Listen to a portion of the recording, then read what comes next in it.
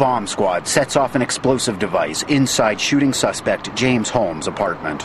Before the explosion, they had to disable tripwires using a robot. 2 men climbed into a cherry picker and went up to the suspect's window. They navigated the robot through multiple booby traps and explosives. The FBI says they were intended to kill. It was an extremely dangerous environment. If a neighbor or an unassuming pedestrian would have walked in that door, or God forbid a first responder, they would have sustained significant injuries and or lost their life. Bomb techs wearing body armor put that blue device called a water shot into the apartment.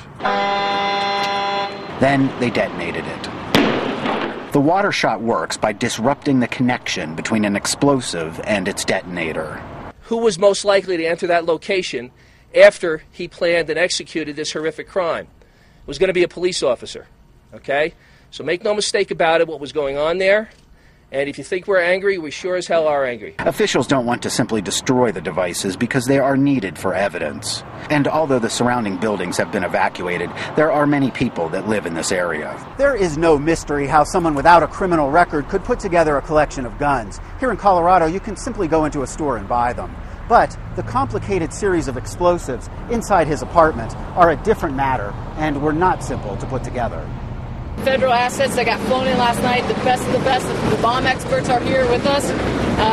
FBI, ATF. There were different types of incendiary devices inside the apartment, some apparently made by modifying professional-grade fireworks. To include, there's some aerial shells. There's approximately 30 of those. Those will be removed from the apartment.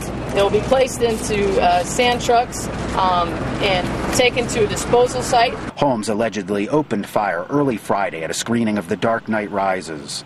He killed 12 people and injured scores more before being taken into custody behind the theater. Neighbors like Melvin Evans didn't much notice Holmes before Friday. Laid back, calm, always smiling. He could only watch in horror at what Holmes allegedly left behind in his apartment and what he allegedly did at the movie theater. I'm kind of sick. I mean, it's shocking. Goes into a movie theater knowing that there's children in there and stuff like that. And I mean, it takes one sick individual for that.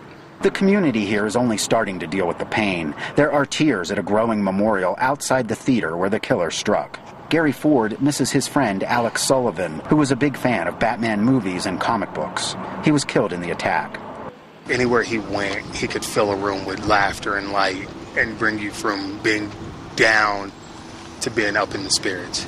Multiple memorial services are planned here over the next few days. Ted Shaffrey, Associated Press, Aurora, Colorado.